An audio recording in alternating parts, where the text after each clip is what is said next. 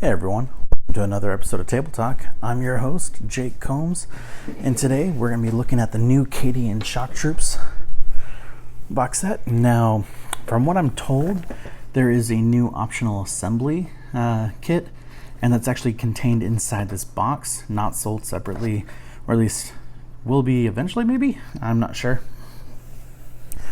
My original understanding was that there would be two separate entities not contained in one box, but looking at the back of the box, it does look like it comes with that optional assembly as well.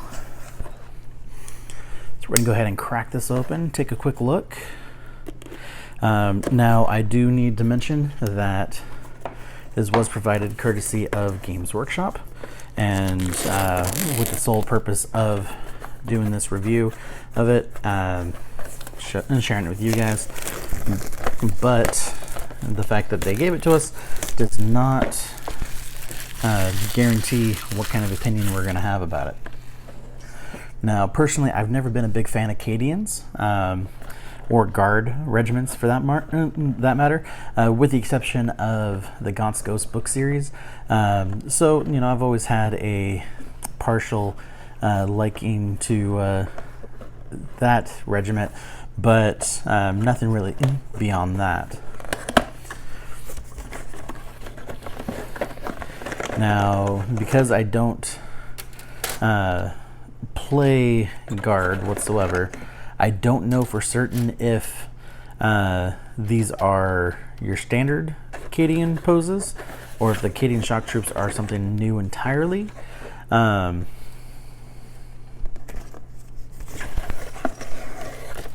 There we go. So we got our standard bases.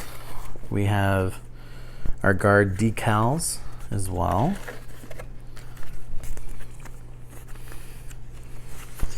And then we have our instruction book. Pretty straightforward. It does show all of the loadouts that you can have with these guys. So a lot of different options there.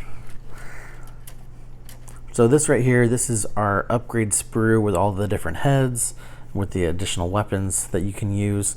The only downside to this is that it only comes with one of each of the weapons and not multiple, so you can't run, you know, like say 2 melta guns beyond anything that the kit may have come with already. Now I'm taking a quick look. And actually, yeah, there are no other melta guns. So yeah, it's just the one. Same with the plasma gun as well. So, you know, nothing surprising there. Now, a majority of the models typically would be using your laser guns or laser rifles. But we do have a couple other options. Like we have a grenade launcher, we have a flamethrower, we have a chain sword for the captain, and you know, some other options as well. Mostly laser guns though.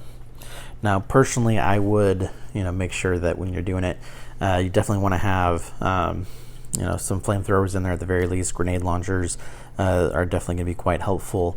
Plasma guns and melta guns, even though in the past, I don't know if this is true now, but in the past, when using a plasma gun, you know, if you rolled a 1, that character died, possibly some of the guys around him. I don't know if it's still the same mechanic. I would expect that it would be something similar at least, and that you're gonna that using it, you know, you're gonna be posing some risk. But does that risk outweigh the damage output you might be able to get? Personally, I think the damage output is going to be much more important than the risk to that one model. So it would be worth taking it in your unit. It looks like there's also at least there's one sniper rifle as well. And so with these different upgrade items, I would recommend utilizing really all of them, and then, you know, kit the rest of them based on your standard loadouts. So laser guns with whatever's left after you get the flamers too.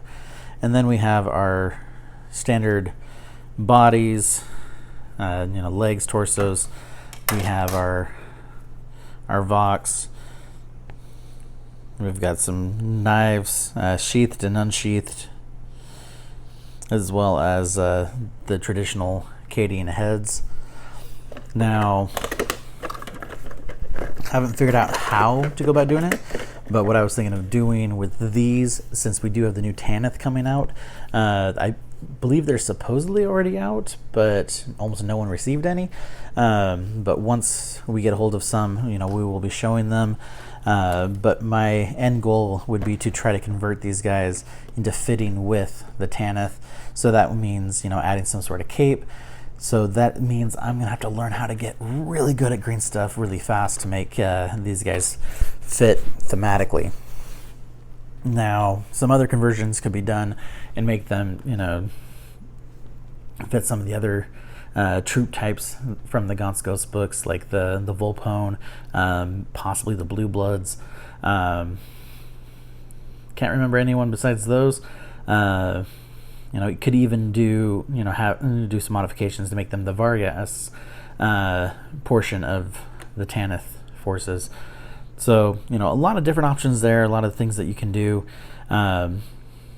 It's just a matter of getting creative and figuring out exactly how to do it.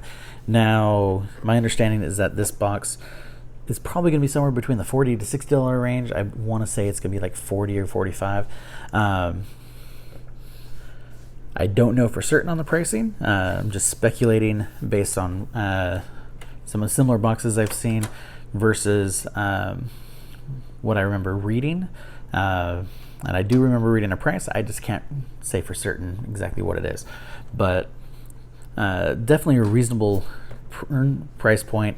Considering that you're getting 10 models, you're also getting the upgrade sprue. I just wish that there was more than one upgrade sprue, so that way you could kit, basically the entire squad in those specialty weapons.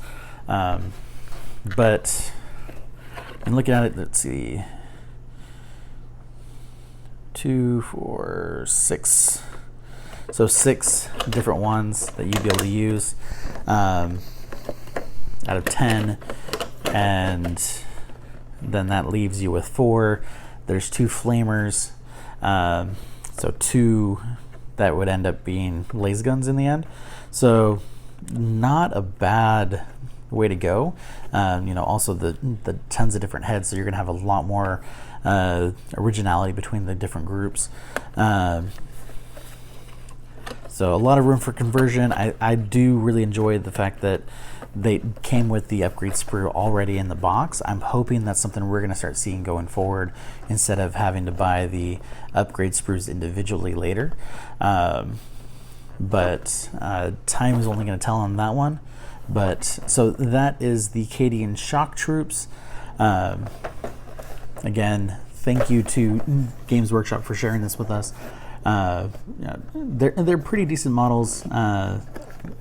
Like I said, there's a lot of ways you can convert them, make them fit the Tanith theme, which is probably what I'm going to end up doing with these, probably to get them ready for the Tanith command once those become available. So something to look forward to.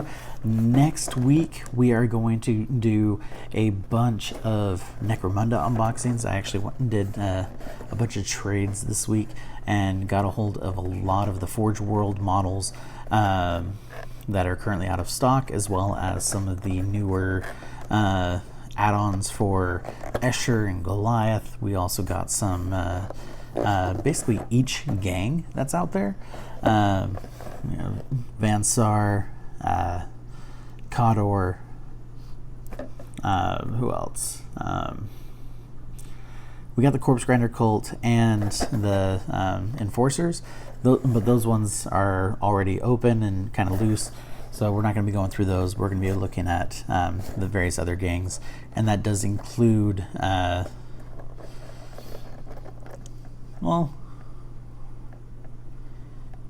guess it's about just the 3 gangs: Kador, Orlok, and Vansar. So things to look forward to. Mostly we're going to be looking at the Forge World stuff, some of the upgrades for Vansar, things like that. But that's it for today.